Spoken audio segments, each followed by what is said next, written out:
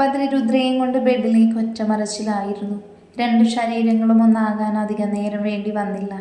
അവന്റെ വിയർപ്പ് തുള്ളികൾ അവളുടെ ശരീരത്തിലും പടർന്നിരുന്നു. ഒപ്പം അവൻ അവളെ ഒരു നോവോടെ സ്വന്തമാക്കി. ബദ്രിയും അവളും നഗ്നമായ മേനിയോടെ ഒരു പുതപ്പിനുള്ളിൽ കെട്ടിപ്പുണർന്നു കിടന്നു. ഇപ്പൊ ബദ്രിയുടെ മുഖം അവളുടെ മാറിൽ അമർന്നിരുന്നു. രുദ്ര കണ്ണുകൾ തുറന്നൊരു ചിരിയോട് അവന്റെ തലമുടികളിൽ തഴുകിക്കൊണ്ടിരുന്നു.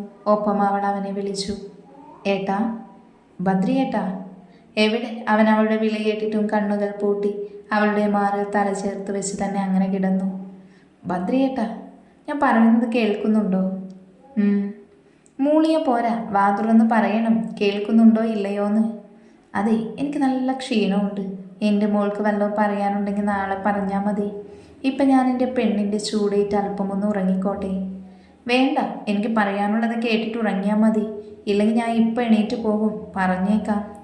രുദ്ര അത് പറഞ്ഞതും ബദ്രി കണ്ണുകൾ ഉയർത്തി അവിടെ കിടന്നുകൊണ്ട് തന്നെ അവളെ ഒന്ന് നോക്കി. എന്താ പെണ്ണെ, നീ മനുഷ്യനെ ഉറങ്ങാനും സമ്മതിക്കില്ലേ? എൻ്റെ ഉറക്കം കളഞ്ഞിട്ട് മോന് മാത്രം അങ്ങനെ സുഖിച്ചുറങ്ങേണ്ട എന്ന വേഗം എൻ്റെ മോൾക്ക് പറയാനുള്ളത് പറഞ്ഞാട്ടെ. എന്നിട്ടേ നമുക്ക് ഒരുമിച്ചുറങ്ങാന്നേ, നേരത്തെ പോലെ.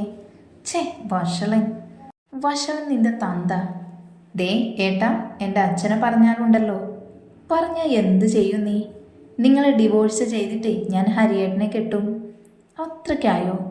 അത്രയും പറഞ്ഞ് രുദ്രയ്ക്ക് മീതെ അവൻ സ്ഥാനം ഉറപ്പിച്ച് അവളുടെ കഴുത്തിടുക്കിൽ നാക്കും ചുണ്ടും കൊണ്ട് ചേർത്ത് വെച്ച് നുണയാൻ തുടങ്ങി.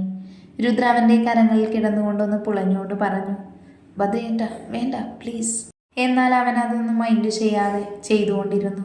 ഒപ്പം അവളുടെ ചുണ്ടിൽ കടിച്ചു നുണഞ്ഞുകൊണ്ട് അവൻ അവളെ നോക്കി പറഞ്ഞു, ഇനി ഇമ്മാതിരി വർത്താനം പറഞ്ഞാൽ പിന്നെ ഇതായിരിക്കില്ല നിന്റെ അവസ്ഥ.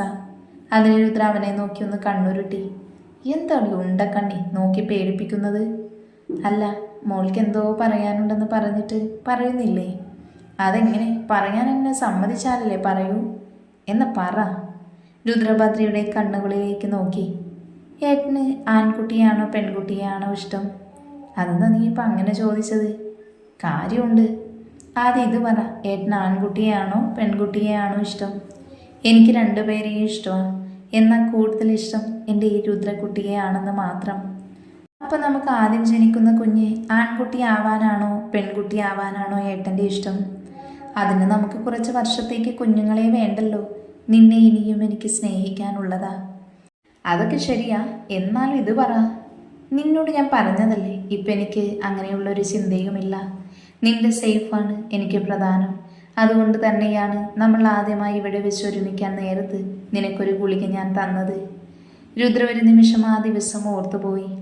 അന്നവൾ ഒന്നാവാൻ നേരം ബദ്രി അവളെ കൊണ്ട് പ്രഗ്നൻ്റ് ആവാതിരിക്കാനുള്ള മെഡിസിൻ കഴിപ്പിച്ചിട്ടാണ് ഇരുവരും ഒരു മെയ്യായത്. എന്നാൽ ബദ്രിയെ കാണിക്കാൻ മാത്രം ആ ഗുളിക വായിലിട്ട ശേഷം അവളത് ദൂരേക്ക് വലിച്ചെറിഞ്ഞിരുന്നു. പിന്നീടെല്ലാം ഒന്നാവുമ്പോൾ ആ മെഡിസിൻ കഴിക്കുന്നതായി അവൾ കള്ളം പറഞ്ഞിരുന്നു. കാരണം അവനേക്കാളേറെ ഒരു കുഞ്ഞി എന്ന ആഗ്രഹം അവളിൽ വേരൂന്നി കഴിഞ്ഞിരുന്നു. ബദ്രിയുടെ രുദ്ര എന്ന വിളിയിൽ അവൾ അവനെ ഒന്ന് നോക്കി. അപ്പോഴേക്കും ബദ്രി അവളെ നോക്കി പറഞ്ഞു, നമുക്കിനിയും സമയമുണ്ട്. ഇപ്പോൾ ആവക മോഹമൊന്നും വേണ്ട. കാരണം ഇതുവരെ നമുക്ക് സൂര്യയുടെ അമ്മയെ കണ്ടെത്താനായിട്ടില്ല. അവരെ കണ്ടെത്തും വരെ നമുക്ക് ഇവിടെ നിന്നേ പറ്റൂ. ആ നേരത്തെ ഇവിടെ വെച്ച് എൻ്റെ കുഞ്ഞ് നിന്റെ ഉദരത്തിൽ പിറവിയെടുത്ത അത് ശരിയാവില്ല. നിനക്കൊപ്പം ഞങ്ങളുണ്ടെങ്കിലും ഹരീന്ദ്രൻ നിന്റെ അടുത്ത് തന്നെയുണ്ട്.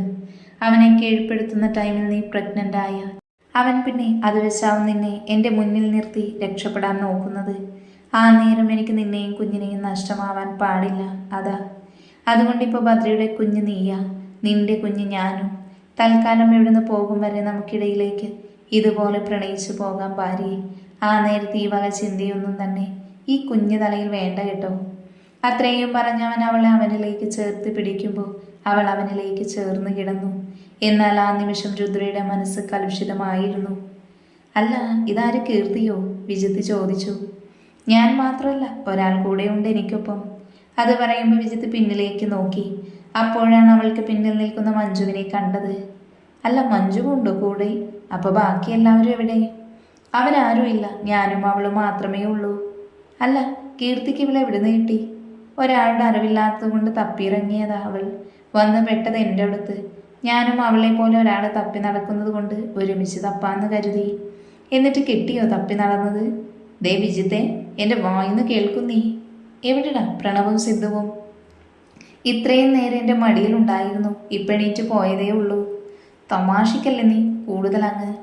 ഷേടാ, ഇത് വല്ലാത്ത കൂത്തായി പോയല്ലോ. ഡാ, അവർ ഭദ്രയേട്ടനൊപ്പം ഉള്ളതാണ് എന്ന് നമുക്കറിയാം. അവർ പോയിരിക്കുന്നത് എന്തിനാണെന്നും. എന്നാൽ ഇവിടെ അവർ രണ്ടാളെയും കാത്ത് 2 പെൺപിള്ളേരുണ്ടെന്ന് വല്ല വിചാരവും ഉണ്ടോ? പോയിട്ട് എത്ര നാളായെന്നറിയാമോ? ഒരു ഫോൺ കോൾ, ഞങ്ങൾ ഓക്കെയാണ്, നിങ്ങൾ ടെൻഷൻ അടിക്കരുത്, വേഗം വരും എന്നെങ്കിലും പറഞ്ഞ് ഒരു പ്രാവശ്യമെങ്കിലും വിളിക്കാമായിരുന്നു. മനഃപൂർവ്വം വിളിക്കാത്തതല്ല അവർ. പോയിരിക്കുന്ന സ്ഥലം, ജോലി എല്ലാം അറിയാവുന്നതല്ലേ നിങ്ങൾക്ക്? ഓ പിന്നെ, എന്നിട്ട് നിന്നെ വിളിച്ചതോ?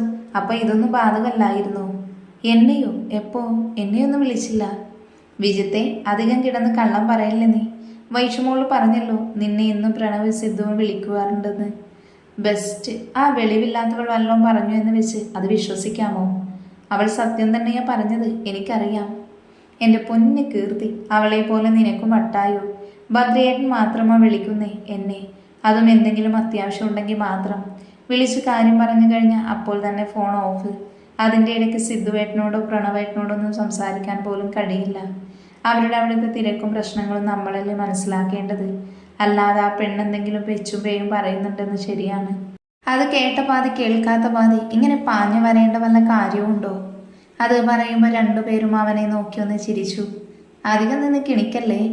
ഓ, തൽക്കാലം നീ പറഞ്ഞത് ഞങ്ങൾ വിശ്വസിക്കുന്നു. പിന്നെ അഥവാ അവരിൽ ആരെങ്കിലും വിളിച്ചാൽ ഞങ്ങളെ 2ആളെയും പ്രത്യേകം വിളിക്കാൻ പറയണം.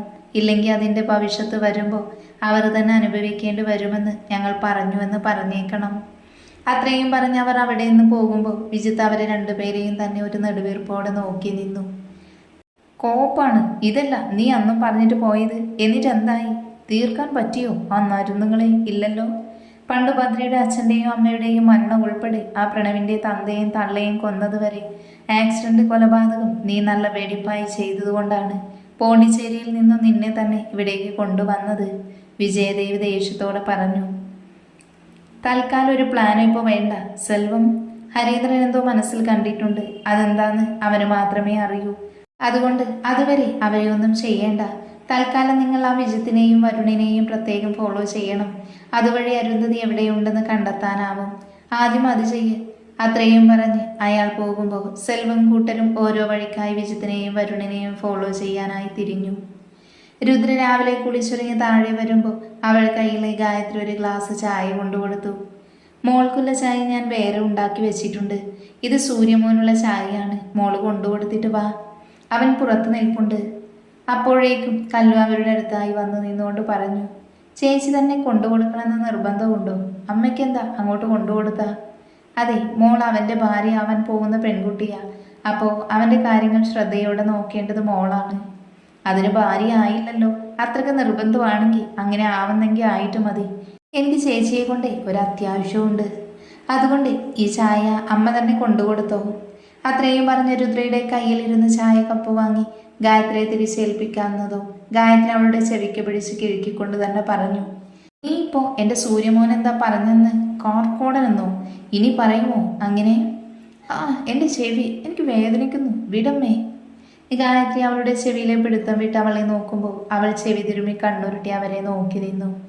ചുമ്മാതല്ല, നിന്നെ കാണുമ്പോൾ എൻ്റെ സൂര്യമോൻ നിന്നെ വഴക്ക് പറയുന്നത്. ഒരു സൂര്യമോൻ എല്ലാം അറിയുമ്പോൾ ഈ സ്നേഹം അപ്പോഴും ഉണ്ടാവണം കേട്ടോ. കല്ലു അത് പറഞ്ഞതും രുദ്രാവളിയൊന്ന് നോക്കി. അത് കണ്ടതും കല്ലൊന്നും മിണ്ടാതെ നിന്നതും ഗായത്രി പറഞ്ഞു, നീ എന്തറിഞ്ഞാലുള്ള കാര്യം പറഞ്ഞേ? കുന്തം. ചേച്ചി അത് തിരിച്ചമ്മയുടെ കയ്യിൽ തന്നെ കൊടുത്തിട്ട് വരുന്നുണ്ടോ എൻ്റെ കൂടെ? നിനക്ക് വേണമെങ്കിൽ പോകാം, മോളിത് കൊടുത്തിട്ടേ വരുന്നുള്ളൂ. ചേച്ചി, അവൾ രുദ്രയെ ദയനീയമായി വിളിച്ചു. സാരമില്ല, ഞാനിത് കൊടുത്തിട്ട് വേഗം വരാൻ പെണ്ണേ. വേണമെങ്കിൽ നീയും കൂടെ വന്നോ? എന്നാൽ പിന്നെ മോള് ചൂടാറും മുൻപ് കൊടുത്തിട്ട് വാ. ഈ പെണ്ണിന് അസൂയ. സൂര്യമോ വന്നപ്പോൾ ഇവൾ ഔട്ടായില്ലേ, അതിൻ്റെ അസൂയ.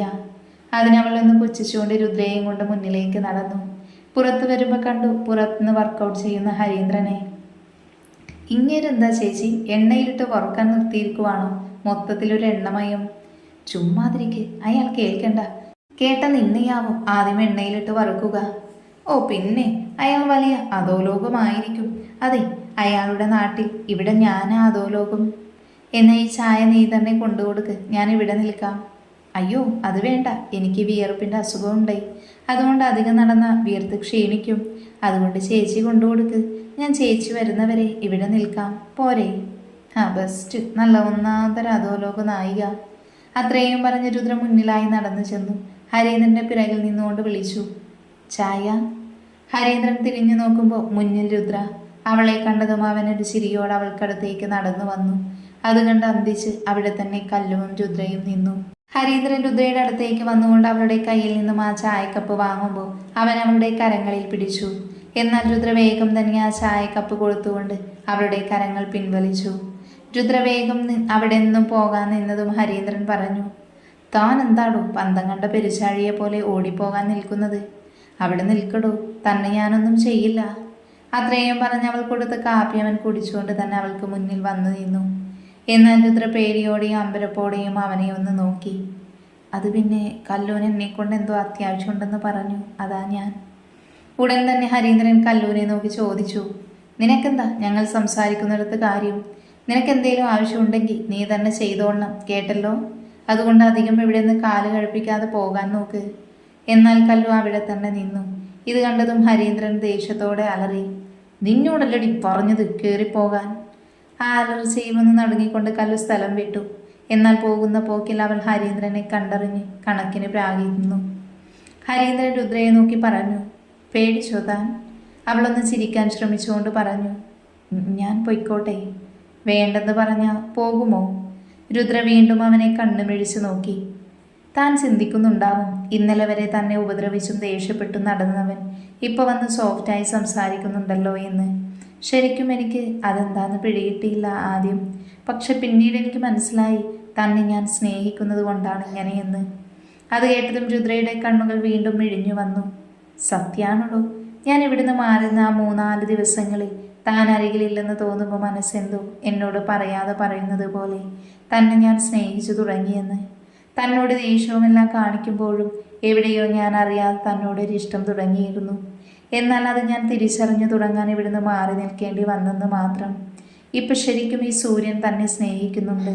തനിക്കും ഇഷ്ടമല്ലേ എന്നെ? അതല്ല ഞാൻ ഇത്രയും നോവിച്ചിട്ട് പോലും ഞാനുമായുള്ള എൻഗേജ്മെൻറ്റിൽ സമ്മതിച്ചത്. രുദ്രയ്ക്ക് ആ നിമിഷം എന്ത് പറയണമെന്നറിയാത്ത അവസ്ഥ. എന്നാൽ ഈ സമയം ബദ്രി അവരെ തന്നെ നോക്കി കലിപ്പിൽ നിൽക്കുന്നുണ്ട്.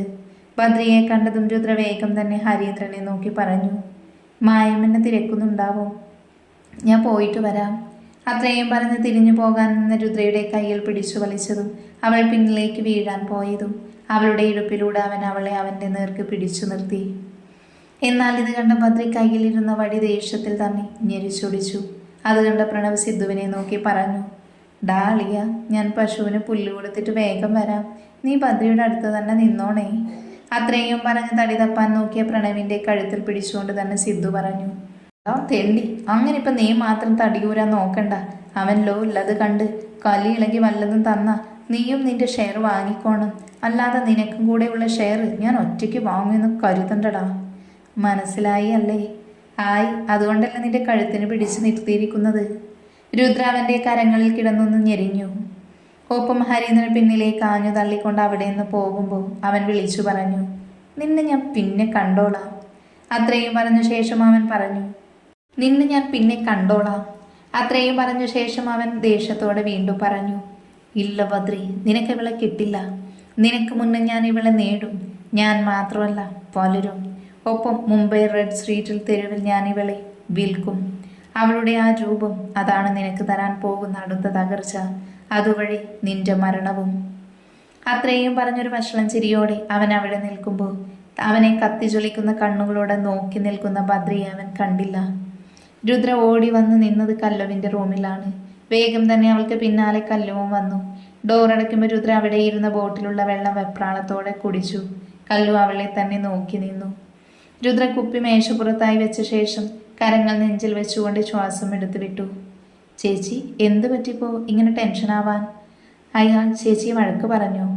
വഴക്ക് പറഞ്ഞെങ്കിൽ എന്താ, ഇതൊന്നുമല്ല. പിന്നെ അയാൾ എന്താ പറഞ്ഞേ? അയാൾക്കെന്നെ ഇഷ്ടമാണെന്ന്. എന്ത്? അയാൾക്കെന്നെ ഇഷ്ടമാണെന്ന്? ചേച്ചി ഇത് വിശ്വസിക്കരുത്. അയാൾ എന്തോ പ്ലാൻ ചെയ്താ വന്നിരിക്കുന്നത്. എന്തോ ചതിയുണ്ട് ഇതിൽ. എനിക്കും അത് തോന്നി. പക്ഷേ ഞാനിത് ബദ്രിയേട്ടനോട് എങ്ങനെ പറയും? ഒന്നാമത് ഇന്നലെ ഒരു പിണക്കം കഴിഞ്ഞൊക്കെ ഓക്കെ ആയതുള്ളൂ. അതിൻ്റെ കൂടെ ഇതും. ചേച്ചിയും അയാൾ സംസാരിക്കുമ്പോൾ ഏട്ടൻ നിങ്ങളെ തന്നെ ദേഷ്യത്തിൽ നോക്കി നിൽക്കുന്നത് ഞാൻ കണ്ടതാ. അതുകൊണ്ട് ഏട്ടൻ ഇതേപ്പറ്റി ചോദിക്കും എന്നുറപ്പാണ്. ഇത്രയും നാൾ അയാളുടെ ഉപദ്രവം മാത്രമേ ഉണ്ടായിരുന്നുള്ളൂ. ഇനി അങ്ങോട്ട് എനിക്ക് ഓർക്കാൻ വയ്യ. ആകെ ഒരു ടെൻഷൻ. സൂര്യേട്ടൻ്റെ അമ്മയെ കൂടെ കിട്ടിയ അന്ന് ഇവിടുന്ന് പോകാമായിരുന്നു. അപ്പം ചേച്ചി സൂര്യേട്ടൻ്റെ അമ്മയെ കണ്ടെത്തിയാൽ പോകുമോ? പിന്നെ പോകാതെ അല്ലാതെ ഈ വീടുമായി എനിക്ക് എന്ത് ബന്ധമാ ഉള്ളത്? ഒരു ബന്ധവും ഇല്ല. ആകെയുള്ള ബന്ധം ഇപ്പം നിന്നോട് മാത്രമാ. ചേച്ചി പോകണ്ട. ചേച്ചീനെ എനിക്ക് ഒത്തിരി ഇഷ്ടമാ. ചേച്ചി എൻ്റെ സ്വന്തം ചേച്ചിയാ. അല്ലെന്ന് ആരാ പറഞ്ഞേ? ഞാൻ നിന്റെ ചേച്ചിയാ. നീ എൻ്റെ അനിയത്തിക്കുട്ടിയും. ഇവിടുന്ന് പോയാലും ഞാൻ നിന്നെ കാണാൻ വരും. ഒപ്പം നിനക്ക് അങ്ങോട്ടും വരാലോ. ഇല്ലെങ്കിൽ നിന്നെ ബദ്രിയേട്ടൻ്റെ അനിയനെ കൊണ്ട് കെട്ടിക്കാം. അപ്പം പിന്നെ നിനക്കും എനിക്കും അവിടെ കൂടാലോ ഇതുപോലെ. സത്യം? അയ്യടി മോളെ, എന്താ അത് പറഞ്ഞപ്പോൾ ഒരു സന്തോഷം? പിന്നെ ഇതുപോലുള്ള കാര്യം പറഞ്ഞ ആരാ സന്തോഷിക്കാത്തത്? അല്ല ചേച്ചി, ആളാരെന്ന് പറഞ്ഞില്ല. ഏതാള്? ചേച്ചിയല്ലേ പറഞ്ഞത് ഭദ്രയേട്ടൻ്റെ അനിയനെ കൊണ്ട് കെട്ടിക്കാന്ന്. ആ ആളെ പറ്റി? ഓ അതോ, ആ ആൾക്ക് കല്യാണം ആയതാ? ഓ, അപ്പം എന്നെ പറ്റിച്ചതല്ലേ. പോ, മിണ്ടില്ല ഞാൻ ചേച്ചിയോട്. അപ്പോഴേക്കും പിടങ്ങിയോ? ഭദ്രയേട്ടന് ഇനി ഒരു അനിയൻ കൂടെ ഉണ്ട്. അവൾ കണ്ണുകൾ വിടർത്തി അവളെ നോക്കി. ആള് മുംബൈയിൽ എന്തോ ആണ് പഠിക്കുന്നത്. ഏട്ടൻ ചെറിയമ്മയുടെ മകനാണ്. അതായത് ഞാൻ നിന്നോട് പറഞ്ഞ കഥയിൽ ഹരീന്ദ്രൻ്റെ അച്ഛൻ ഭദ്രയേട്ടൻ്റെ സ്വന്തം ചെറിയച്ഛനാണ് അയാളുടെ ഭാര്യ. അതന്ന് ചേച്ചി പറഞ്ഞല്ലോ, ആ ദുഷ്ടൻ ഒരേ ടൈം രണ്ടുപേരെ കെട്ടിയ തെണ്ടിയെന്ന്. അങ്ങേരെ പറ്റി എനിക്ക് കേൾക്കണ്ട. ആ ചേട്ടനെ പറ്റി മാത്രം പറഞ്ഞാൽ മതി. ആ ചെറിയമ്മ ഞാൻ അവിടെ വരുമ്പോൾ ഒന്നും എന്നെയോ എന്തിനോ ഭദ്രയേട്ടനെ പോലും ഇഷ്ടമല്ലായിരുന്നു. ഇപ്പം അങ്ങനെയല്ല കേട്ടോ, മാറിയെന്ന ഏട്ടൻ പറഞ്ഞു. അവരുടെ മക്കളും ഇപ്പോൾ ഏട്ടനോട് ഒരുപാട് സ്നേഹമാണ്. അതിൽ വരുണേട്ടനുണ്ട്. ആൾക്ക് കൂടെ പഠിച്ചൊരു പെൺകുട്ടിയോട് ഇഷ്ടം. ഇത് വൈഷു പറഞ്ഞു തന്നതാണ്. പിന്നെ ഉള്ളത് വിനയനാഥ്. അവനാ പുറത്ത് പഠിക്കുന്നത്. ഫോട്ടോ കണ്ടിട്ടുണ്ട്, ബട്ട് നേരിട്ട് കണ്ടിട്ടില്ല. എന്തോ ഒരു കോഴ്സ് ചെയ്യുവാ. അവൻ ഫൈനൽ ഇയർ. അത് കഴിഞ്ഞാൽ നാട്ടിൽ വരുമെന്നാ പറഞ്ഞേ. ആളെ കാണാനെങ്ങനെയാ? കാണാനൊക്കെ സുന്ദരനാ. എന്നാ പിന്നെ ചേച്ചി പോകുമ്പോൾ ഞാനും വരും കൂടെ. ആഹാ, ബെസ്റ്റ്. അവനിനി അവിടെ വേറെ വല്ല ലൈനും ഉണ്ടെങ്കിലോ? അങ്ങനെ ഉണ്ടെങ്കിൽ ചേച്ചീനെ ഞാൻ ഇവിടുന്ന് വിടാതെ കെട്ടിയിടും. നോക്കിക്കോ. എന്താടാ ബദ്രി മുഖമല്ലാതിരിക്കുന്നത്? കല്ലു എന്തിനാ നിന്നെ കാണാൻ വന്നത്? അവൻ ഹരീന്ദ്രൻ രുദ്രയോട് പ്രണയം തുടങ്ങിയെന്ന്. അവന് അവളെ ഇഷ്ടമാണെന്ന് പറഞ്ഞെന്ന്. ബദ്രി, അതിനർത്ഥം അവൻ മറ്റെന്തോ രുദ്രയെ മുൻനിർത്തി പ്ലാൻ ചെയ്യുന്നു എന്നല്ലേ? അതെ, അതുകൊണ്ട് നമുക്ക് ഹരീന്ദ്രൻ്റെ അമ്മയെ കണ്ടെത്തിയേ പറ്റൂ. അടുത്ത ആഴ്ച മുതൽ 30 ദിവസം നീണ്ടു നിൽക്കുന്ന ഉത്സവം തുടങ്ങുക. എല്ലാവരും കൂടുതൽ അമ്പലത്തിലായിരിക്കും. ആ ടൈമിൽ നമുക്ക് ഡ്യൂപ്ലിക്കേറ്റ് കീ ഉപയോഗിച്ച് ഒന്നുകൂടെ അവിടെയെല്ലാം സൂര്യയുടെ അമ്മയെ കണ്ടെത്തേണ്ടതുണ്ട്. നീ എന്ത് തീരുമാനിച്ചാലും കൂടെ ഞങ്ങളുണ്ടാകും, പോരെ? അതിനവളൊന്ന് മൂളി.